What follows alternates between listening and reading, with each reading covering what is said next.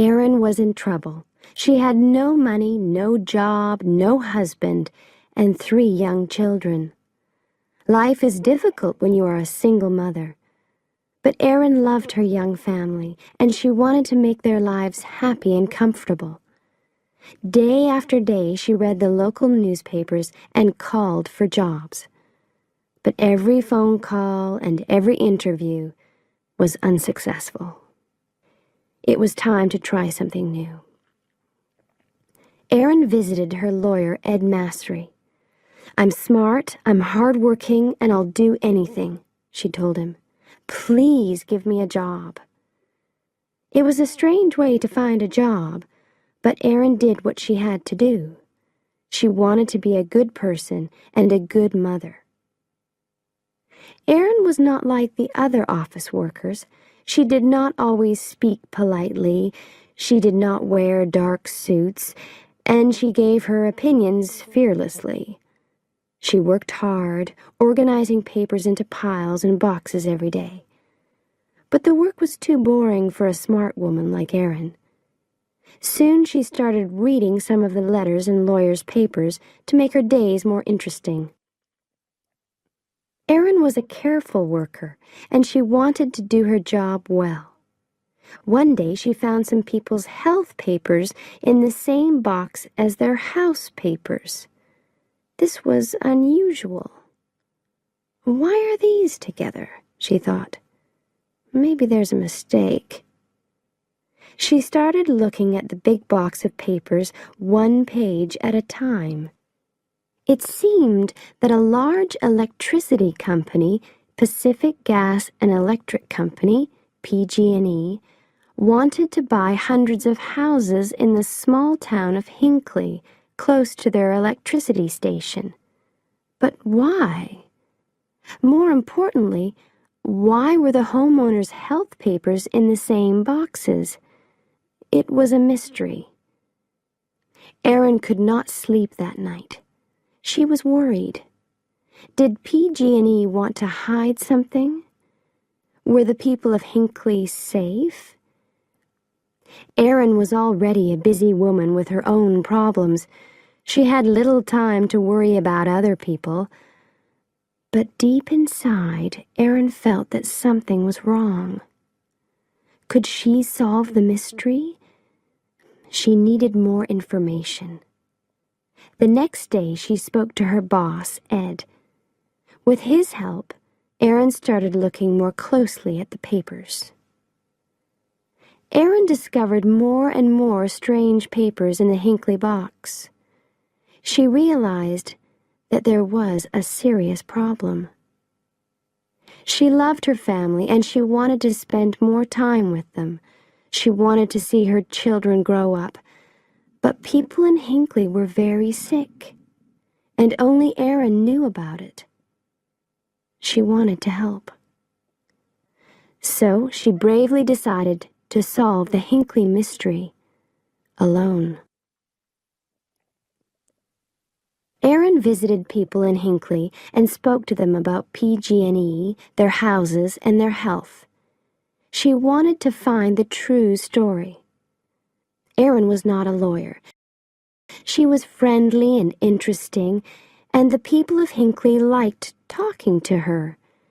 They told her that PG&E was a good company. It made their water safe, it paid for their hospital tests, and it offered good jobs. But Erin was not so sure. Erin always got what she wanted. Now she needed help and information. She was working alone, but this did not stop her. She called and visited scientists, doctors, and lawyers.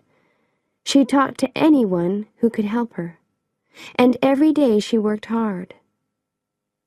At last, she got the piece of information that she really needed. PG&E was poisoning the water near Hinckley. PG&E is one of the biggest companies in the U.S., and people liked and trusted it. But Erin realized that the company told lies. The water was safe, they said. but they were poisoning it. Erin was not important, famous, or rich. She was not even a lawyer, but she decided to fight against PG&E for the people of Hinckley. She knew that she had to help in every possible way. How many people were poisoned in Hinckley? Was anyone in danger? Erin returned to the town to find out. People knew Erin now. They trusted her and they talked honestly about their health problems. Hundreds of people in Hinckley had terrible illnesses, and some were dying. As Erin listened to the great problems and worries in these people's lives, she became very angry. PG&E knew that it was killing people. It was expensive to clean the water from its electricity station, so the dirty water ran into Hinckley's river and drinking water. Now the company wanted to buy the houses and keep the secret. It was not worried about the people who became sick. It was worried about possible payments to those people. Money was a big problem for Ed Masry, too, at this time. Erin's work was important. He knew that. But lawyers only get paid when they win. It was almost impossible for a small local law office to win against PG&E. Ed was afraid. But he was a brave man, too. He trusted Erin, and Erin's courage and hard work carried them through the most difficult times. From start to finish, Erin's work for the people of Hinckley took more than 5 years. During that long and difficult time, Erin and Ed made a great team. As Erin talked to different Hinckley people, her name and face became famous in the town. She had to be careful, though. She did not want PG&E to know about her work. As more people told their stories, Erin got the necessary information. She worked longer and longer hours. She still had a family to look after, too. Her body and mind were tired, but she knew that quick action was important.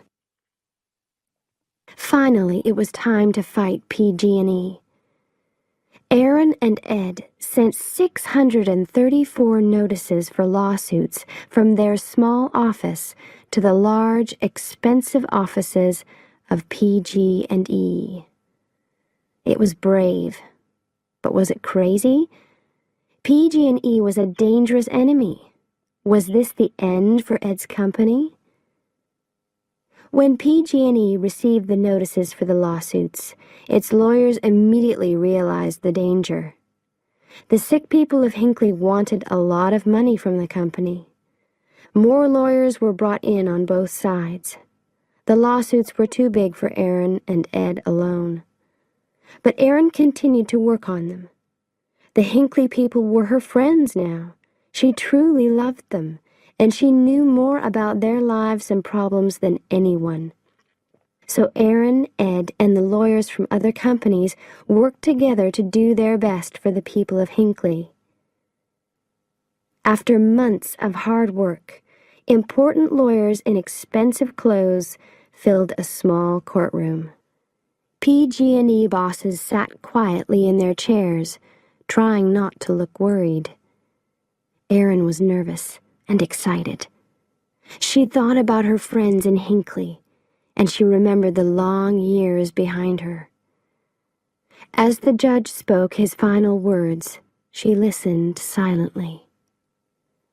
PG&E had to pay $333 million to the people of Hinckley. It was the largest amount of money for this type of lawsuit in the history of the United States. This also gave hope to other ordinary people and small law offices. And when PG&E stopped poisoning the water at Hinckley, hundreds of people's lives were saved. After their fight against PG&E, Erin and Ed had enough money to stop working forever. But today, Erin is still working for Ed's office. She is not a lawyer. She always liked to do things her own way, and she has not changed. But her health, her family, and the people of Hinckley are more important. Today, she works for other ordinary people who are fighting against big companies. Her courage and hard work continues to help people and save lives.